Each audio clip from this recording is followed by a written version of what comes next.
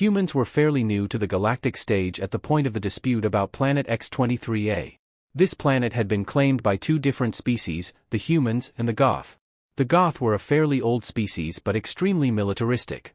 They were strange in that they were a hive mind, not exactly uncommon, but they had multiple queens who ruled with a sort of democratic system amongst each other. The humans were different from what we had heard of them, although it wasn't much. They were very secretive, wore bulky suits, and rarely ever took them off. In fact, human space was heavily quarantined for being a very deadly environment. It seemed that we Hawks could live there if we wanted to, as long as we were in gravity suits to help compensate for the crushing gravity. The humans also shared our body shape more or less, being bipedal and having a head on the top of their body. They sounded similar enough to us, but a lot smaller. We had been invited at the behest of the Goth to talks on what should happen with the planet. I think they thought we would side with their claim because of our long-standing trade connections and the fact they were part of the ally science that freed our species from what we called the abductors. Since then, we had risen to be the most powerful and technologically advanced species in the whole galaxy. The human ship is requesting to dock, one of the men said. Tell them to dock in Shuttle Bay 9, their ship is small enough to get in there.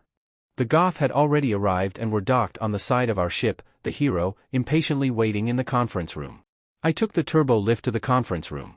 Unfortunately for us, we would have to keep on spacesuits to breathe as we had flooded the room with gases and placed a wall to divide the room into two so two gases could be used, which we were not accustomed to, although the humans came close but with far too much oxygen.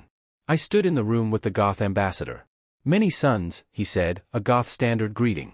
He looked as if he was staring off into the distance, and I knew I was talking to one of the hive minds directly. Greetings, Your Majesty, I replied. He simply grinned. The hive mind must have found this amusing and turned away. Then the humans came in. They wore their armor, each with a different symbol on their shoulders and different colors on the armor. I thought these symbols looked oddly familiar. Hello, one of the humans said.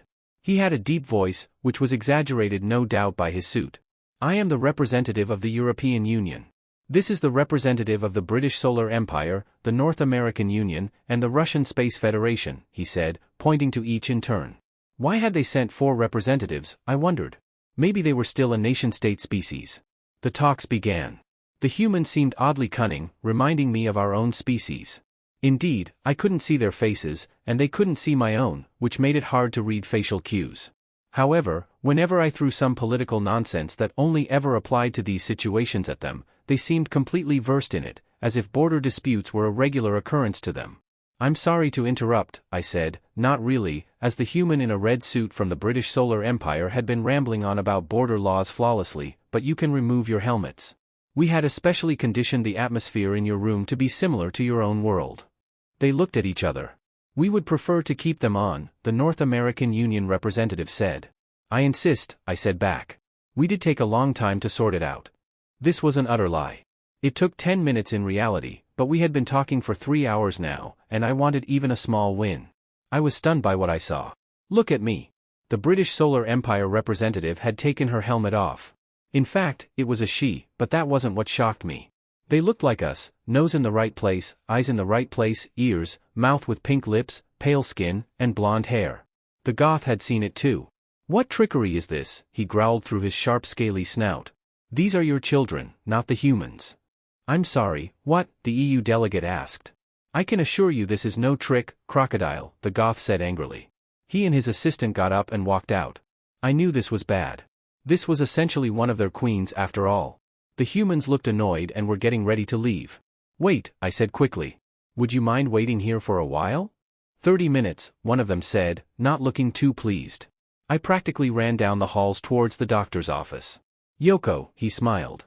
What can no time, I panted. Follow me now. We were both running until we got to another office titled Xenobiology. June, I said. Follow me now. 3 of us were running, 2 looking very confused. The atmosphere in the conference room on our side had become habitable to us again as we walked in. 4 very shocked, very confused humans looked back at us. June and the doctor were stunned. They were looking at creatures that looked like us, but the size of children. Galactic confusion sprouted. 2 species living in space shouldn't look anything like each other, but here we were, nearly identical in all but size. Then the truth seeped out. When our historians saw the humans and the logos that looked all too familiar, they were us, or rather we were them. They were who we once were.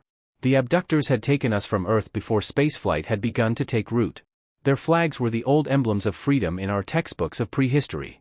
We had gained FTL whilst they fought their First World War.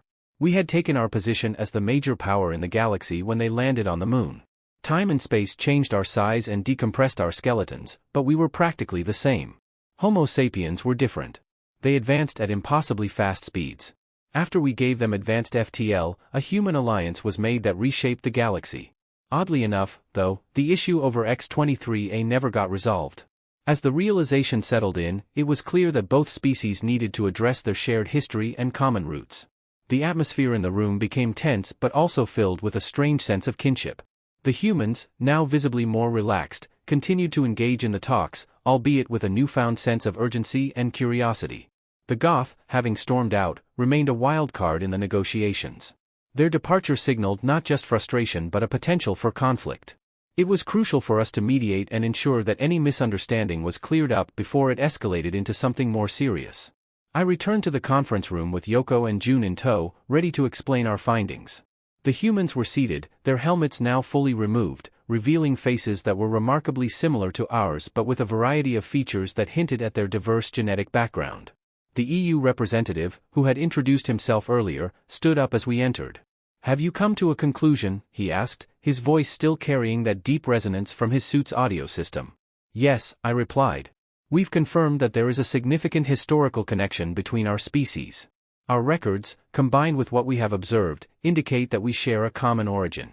The so-called abductors took our ancestors from Earth long before your recorded history began." The room fell silent as everyone absorbed this information. It was a lot to take in, and the implications were vast. The humans, now more intrigued than ever, started asking questions about our society, technology, and history.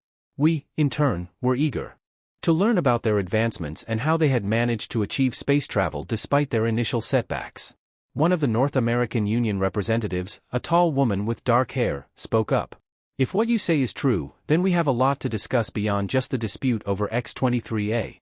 This revelation could redefine our relationship and potentially the entire balance of power in the galaxy." "Indeed," I said, "but first we need to address the immediate issue at hand. The Goth are likely feeling threatened and might see this as an opportunity to leverage their military might. We must ensure that our talks here today do not spiral into a conflict." The humans nodded in agreement. They understood the gravity of the situation. As representatives of a species that had only recently joined the galactic community, they were eager to prove their diplomatic capabilities. We sent a message to the Goth, requesting their return to the conference room. It took some convincing, but eventually, they agreed to come back. When they re-entered, there was a palpable tension in the air. The Goth ambassador, still visibly agitated, took his seat. "I apologize for our earlier reaction," he said, his tone begrudgingly conciliatory. "This revelation was unexpected and has stirred much within our hive mind." "Understandable," I said, "but we must focus on the matter at hand. The planet X-23A is crucial for both our species, and we need to find a way to coexist peacefully." The discussions resumed with a new level of mutual respect and understanding. The humans, now seen as long-lost cousins, were more forthcoming with their intentions. They proposed a joint colony on X-23A, where both species could collaborate and share resources. The Goth, initially resistant, began to see the potential benefits of such an arrangement. Their militaristic nature made them wary of sharing territory, but the promise of technological exchange and mutual defense was enticing. In the end, an agreement was reached.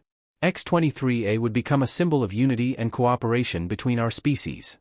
The humans and the Goth would establish a shared governance system, with representatives from each species working together to manage the planet's resources and ensure its development.